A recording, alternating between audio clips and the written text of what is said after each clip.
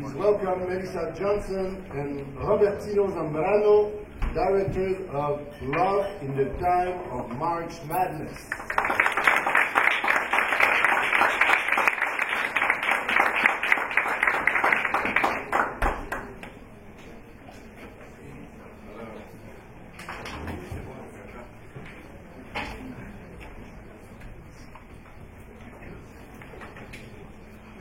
Melissa, you first wrote this story was published by the New York Times, I think.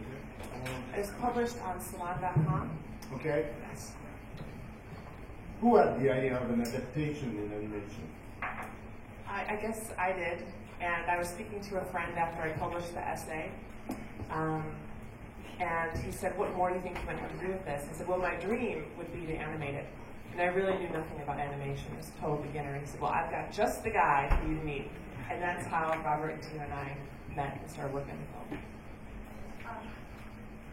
You live in Los Angeles? I do. Robertino lives in Australia. How do you work together? We have a really long piece of string. I mean, we're in an awesome age right now where we have the internet and Skype, Dropbox, they're two amazing tools that you can just easily share things back and forth. Without that, I think the film would never have happened. So, when we did start the film, I was living in New York and Melissa was living in New York at the same time. So we did have a good launch pad of about a year and a half or so, when we were working really closely. So by the time I moved back to Sydney and Melissa moved to LA, we already had a rhythm going. It was working very well. Last year you were here, Robertino, with commissioned film. Yes. And this year you're here with a film based on very personal material by Melissa. So how is it to work with material like that who's so intimate to somebody else? It's amazing, of course, but quite nerve-wracking at the start.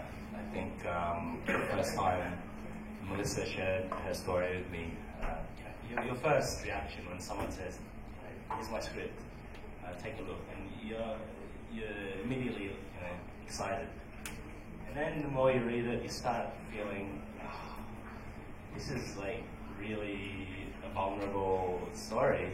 And if I tell it wrong, it's like when someone asks you to draw them, you're like, make him a little bit nicer. Or do I, or if you make, are you patronizing him by making him look nicer? So in the same story, in the same way, when Melissa invited me to help tell her story, it was I felt like there was a lot of responsibility to get it right, and that challenge was exciting, and a lot. When you come from making, I guess, a commissioned film, which is great. It's a great medium, and it was for TED and it was educational, so a beautiful thing to make. But this story has had a lot more potential for power.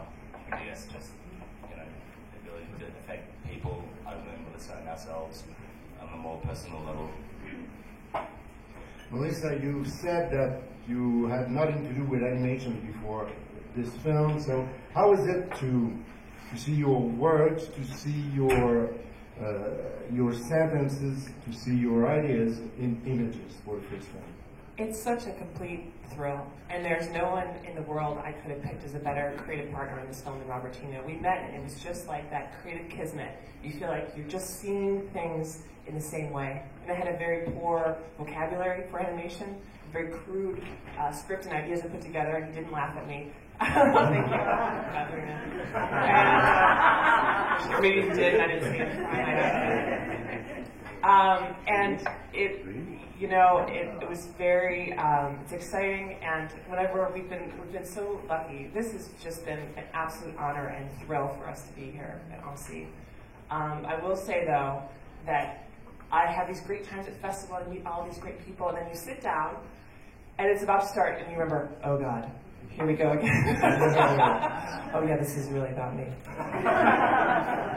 It's fine. It's totally fine. So the feeling is both a huge rush and then that momentary like, oh, I hope this goes well. But yeah, I couldn't be happier to be here and see it on the big screen. Is there any questions from people in the room? Non, c'est une question sur la technique, parce que vous n'avez jamais un blanc parfait dans le film, il y a toujours une matière qui grouille, et je voulais savoir si vous avez utilisé ce qu'on appelle en France de la carte à gratter, une carte noire que l'on gratte pour obtenir du blanc. C'était la technique pour Regina Pessoa, Histoire tragique avec fin heureuse. Okay, so I have to translate this.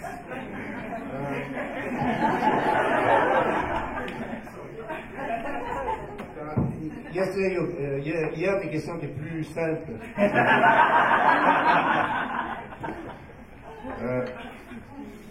Bernard asked, because he says there is not a shot in the film that is absolutely perfect, white, black on white.